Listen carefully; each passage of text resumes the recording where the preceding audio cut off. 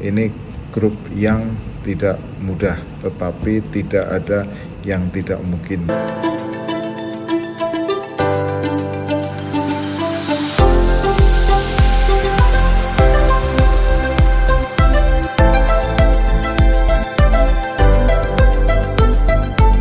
Salam pemirsa, ketemu lagi di Titis Corner bersama saya Titis Widiatmoko.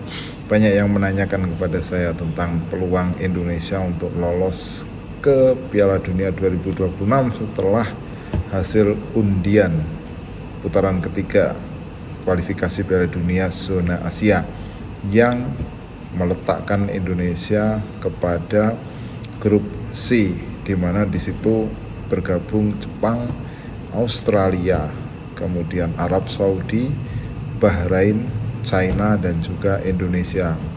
Ini grup yang tidak mudah, tetapi tidak ada yang tidak mungkin. Kalau ditanyakan kepada saya, apakah Indonesia akan lolos? Bagaimana peluang Indonesia untuk lolos? Tentu jawabannya adalah hanya waktu yang bisa menjawabnya. Itu jawaban yang pasti ya. Tapi kalau kita mau sedikit mengutak-utik kemungkinan yang akan terjadi nanti bagaimana, itu semuanya akan bisa saja terjadi ya. Bola itu bulat, bola itu sfer, jadi segala macam yang ada di lapangan nanti tidak sama dengan yang ada di atas hitungan kertas. Artinya peluang untuk lolos pastinya akan terbuka, tinggal seberapa besar peluang itu. Nah, kalau ada yang mengatakan juga bahwa tim Indonesia ini seperti tim magang yang bertemu dengan karyawan tetap Piala Dunia, ya itu wajar ya, ada pandangan seperti itu kan. Katanya Indonesia ini baru pertama kali lolos ke putaran ketiga kualifikasi, sementara lawan-lawannya itu adalah langganan Piala Dunia. Kita sebut misalnya Jepang, terus kemudian Australia, Arab Saudi. Nah itu kan langganan Piala Dunia ya. Arab Saudi bahkan mengalahkan Argentina di Piala Dunia 2022.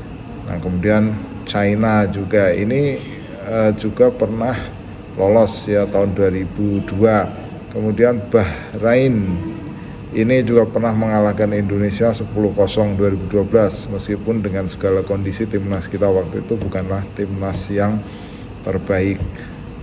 Tapi paling tidak ada yang bisa dipetik dari segala macam pandangan atau prediksi itu. Pertama, bahwa sebutan bahwa Indonesia adalah tim magang, nah itu seharusnya kita hindarkan ya, apapun ya, meskipun menggunakan nama Dutch East Indies atau Hindia Belanda, bahwa kita mendahului mereka untuk lolos atau tampil di putaran final Piala Dunia tahun 38 ya, meskipun bukan atas nama Indonesia. Jadi enyahkan saja anggapan bahwa Indonesia adalah tim magang yang bertemu dengan karyawan tetap. Justru kita ini adalah karyawan pertama Asia di Piala Dunia ya, dengan menggunakan nama Dutch East Indies. Jadi nggak perlu inferior dulu, hilangkan dulu ya sifat-sifat inferior. Inferior itu artinya adalah bahwa sebelum pertandingan digelar kita sudah merasa kalah.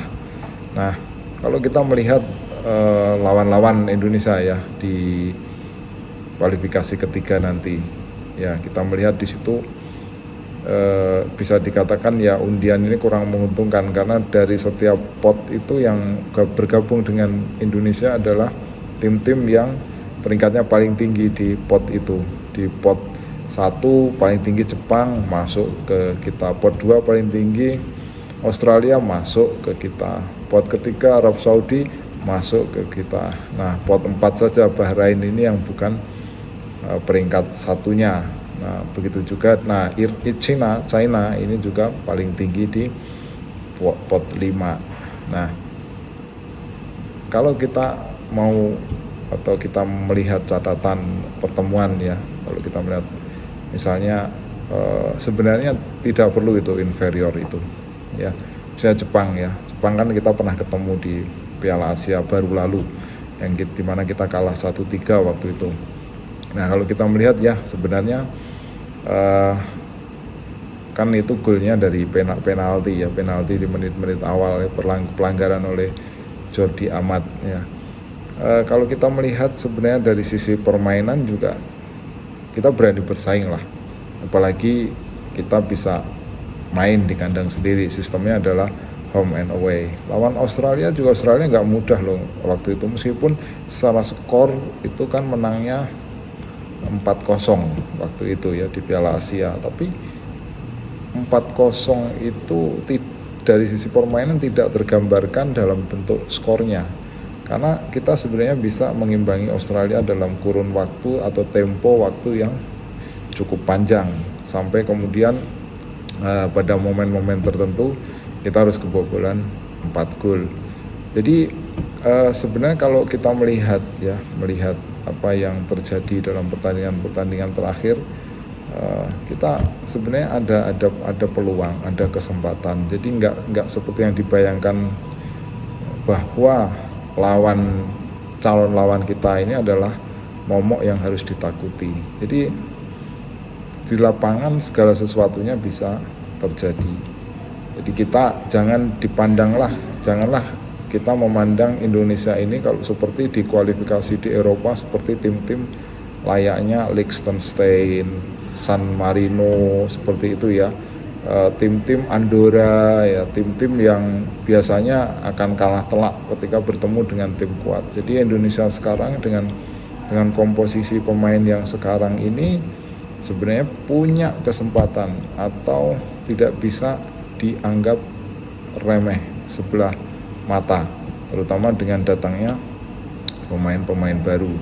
Jadi kalau dibilang bahwa kita tim yang paling lemah, mungkin iya secara peringkat, tetapi kan perkembangan waktu menunjukkan bahwa kualitas pemain itu juga ada peningkatan, kemudian kualitas permainan juga ada peningkatan, kualitas fisik ada peningkatan, kualitas taktik juga, kualitas mental. Nah itu tentunya kita harapkan akan mengikuti. Jadi menurut saya yang perlu dipegang ya dari hasil undian ini adalah nggak perlu inferior dulu, nggak perlu inferior yang beranggapan bahwa ini kita pasti atau Indonesia ini pasti nggak akan lolos. Jadi optimis saja, jangan terlalu merasa bahwa berat gitu. Yang pasti kan kita mendapatkan kesempatan untuk bertemu dengan tim-tim kuat di Asia. Nah dari kesempatan itu kan bisa menjadi pengalaman, bisa menjadi pelajaran. Nanti mungkin ada yang akan bilang bahwa Indonesia ini mencari pelajaran melulu gitu. Kapan berprestasinya? Ya nggak gitu ya. Artinya bahwa kalau kita dari satu pertandingan lawan tim besar itu kita belajar, artinya kan kemudian ada peningkatan ya. Ada peningkatan. Nah, dari peningkatan itulah yang kita harapkan akan diikuti oleh hasil juga. Nah, saya ambil contoh di Piala Asia, kita kalah dari Jepang lawan Australia juga kalah. Nah, kita harapkan kita bisa belajar dari situ untuk diperbaiki nanti di kualifikasi Piala Dunia ini. Jadi itu jangan inferior, peluang itu masih terbuka. Silakan jika Anda punya pandangan, Anda punya komentar, tulis di kolom komentar. Kita ketemu dalam pembahasan berikutnya. Salam.